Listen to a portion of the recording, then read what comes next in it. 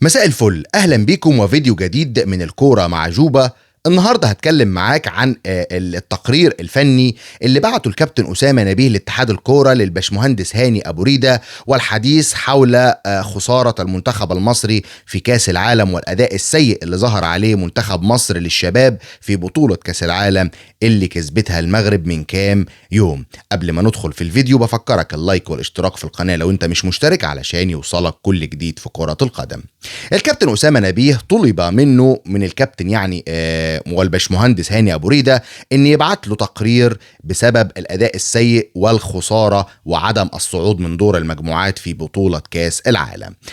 الكابتن أسامة نبيه كتب في تقريره اللي بعته لاتحاد الكورة، قال لك معظم اللعيبة عندي 19 و20 سنة ما بتلعبش فريق أول، ولسه لغاية النهاردة بيلعبوا في فريق الناشئين، بيلعبوا في فرقة الناشئين، يعني سواء اللي بيلعب في المصري أو الأهلي أو الزمالك أو بيراميدز أيا كان، يعني فلسه بيلعبوا في فريق الناشئين، بيلعبوا كمان على ملعب الناشئين وبيلعبوا كمان على ملعب ترتان. وطبعا ده مفيش خبرات ومفيش أي احتكاك قوي أقدر إن أنا أبني عليه جيل جديد وأقدر أخد منه لعيبة كويسة.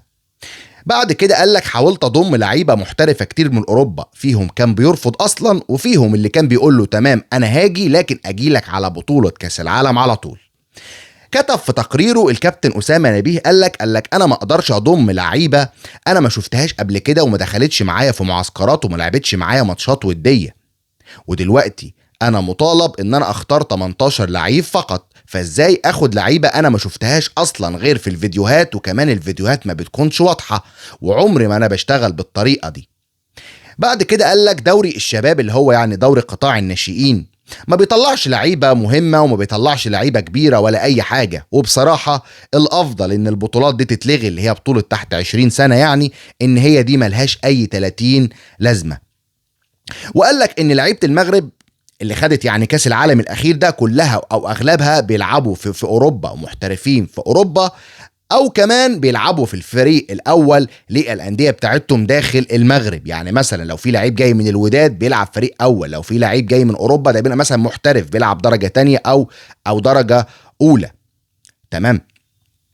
فقال لك انا محدش يحاسبني عن قله الامكانيات وقله المواهب، المواهب دي مش انا اللي بعملها، دي حاجه بتيجي من عند ربنا سبحانه وتعالى.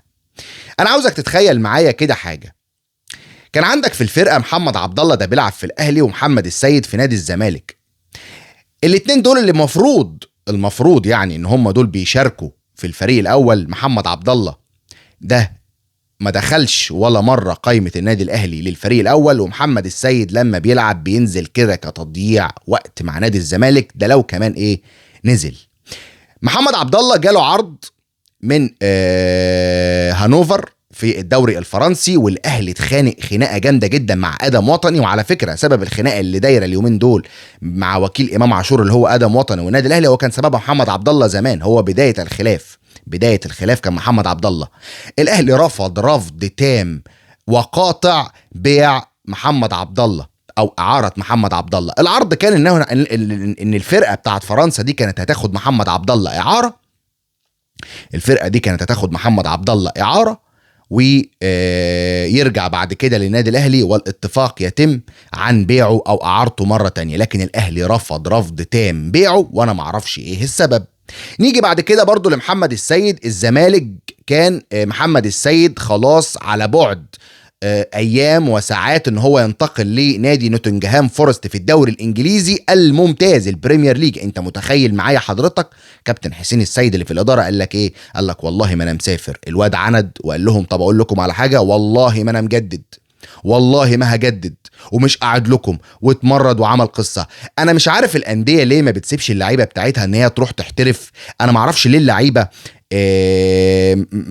ليه يعني ما بيرضوش يخلوهم يطلعوا يحترفوا، ما بيخلوهمش يعني يطلعوا يشوفوا حظهم يتألقوا بره. شفنا محمد صلاح، شفنا النني، شفنا عمر مرموش، شفنا بعض اللاعبين الكبار عندنا في الكرة المصرية ظهروا بمظهر جيد جدا، وطبعا على رأسهم طبعا اللاعب العظيم أسطورة الكرة القدم المصرية محمد صلاح طبعا، ودلوقتي تريزيجيه كان معاه ومرموش والنني. يعني ايه المشكلة لما لعيب انت اصلا مش محتاجه ما تخليه ياخد حظه ويطلع بره، ما ممكن يكون لعيب كويس جدا وكمان يفيدك ماديا وكمان هيفيد بلده. لكن عندنا مشاكل جدا في الادارات، وعندنا مشاكل جدا في ادارات الانديه وكمان في الاتحادات. طيب دلوقتي الكل ماسك في اسامه نبيه. انا اول واحد انتقد الكابتن اسامه نبيه، انا اول واحد كان ضد الكابتن اسامه نبيه. لكن برضو خلينا نتكلم شويه، نتكلم بامانه ونتكلم بعقل. المغرب لما ظهرت بهذا المظهر الرائع جدا، ده فخر لينا كلنا كعرب ولقارة أفريقيا عموما. يعني المغرب لما ظهرت بهذا المظهر الجميل جدا، ظهرت ليه؟ اتحاد كورة قوي، واحد ماسك المنظومة الرياضية قوي جدا، واختيارات اللعيبة عندهم مواهب ما شاء الله بشكل مميز جدا، وكمان المديرين الفنيين اللي هم بيختاروهم بعناية شديدة وبيكونوا على قد الثقة والكفاءة. لكن عندك انت هنا في مصر دايرة مغلقة ما بيلفش حواليها غير كام لعيب، كام مدير فني. يعني مثلا نطلع من أسامة نبيه، هندخل مع احترامي طبعا للجميع، يعني نطلع من أسامة نبيه، ندخل لشوقي غريب، بعد شوقي غريب نطلع لأحمد الكاس، نرجع تاني نلف. لو كان الكابتن حسن شحاتة ربنا يديله الصحة وألف سلام عليه موجود وبصحته، كان هيبقى الكابتن حسن شحاتة. وبعد كده نرجع تاني ل مثلا شوقي غريب، حسام البدري. فهي دايرة مغلقة، ما بتشوفش انت عنصر الشباب اللي عندك كفاءات مدربين شباب مميزين جدا. طارق مصطفى، مؤمن سليمان، مدير الفني لوادي دجله انا عاجبني قوي قوي قوي الشيخ، بس مش متذكر اسمه تحديدا، محمد الشيخ تقريبا او احمد الشيخ برضو. ده مدير فني على اعلى مستوى. ايه المشكله لما كان يمسك فريق تحت 20 سنه، يمسك الفرقه اللي جايه؟ لكن احنا بنفكر غلط، احنا بنفكر بشكل يعني مش كويس. على اي حال، احنا بعاد قوي قوي قوي عن كل الناس دي، احنا بعاد بسنين ضوئية عن المغرب سبقتنا خلاص. المغرب سبقتنا بتفكير، بكل شيء مستقبلي. احنا لسه بنبص تحت رجلينا، احنا لسه بنفكر هنعمل ايه. لا، المغرب فكرت ودرست وكافحت، وبصراحة في الاخر جنت ثمار هذا الجهد والتعب والعرق خلاص بمكسب كاس العالم اللي فات، كاس العالم للشباب. وزي ما قلت في الفيديو اللي فات، ما تستبعدش تشوف المنتخب الأول للمغرب وهو بيرفع كاس العالم اللي جاي 2026، لأنه منتخب كبير، رابع كاس العالم في بطولة قطر 2022. ده كان التقرير الفني اللي أنا كنت بتكلم عليه مع حضراتكم، واللي حبيت أشارككم بيه والحديث. طيب،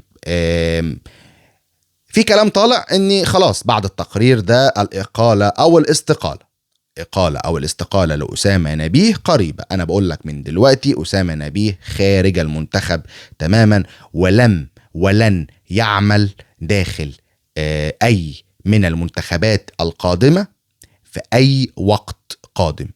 انسى، أسامة نبيه مش هيدخل تاني يدرب منتخبات مصر.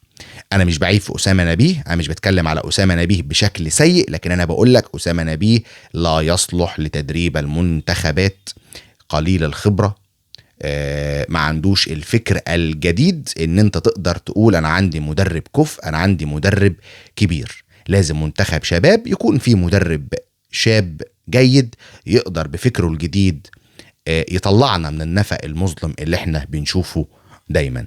الكابتن أسامة نبيه مش بلوم عليه لوحده، هو يتحمل طبعا أكيد يتحمل جزء كبير من الخسارة، لكن برضه تتحمل المنظومة في مصر ومنظومة كرة القدم المصرية والاتحادات بالكامل هي السبب الرئيسي أو أحد الأسباب الرئيسية في المظهر الباهت اللي احنا شفناه في كاس العالم الأخير. لو عجبك الفيديو ما تنساش تشترك في القناة ولايك وشير علشان يوصل لكل اخواتنا، وكمان يوصلك انت كل جديد.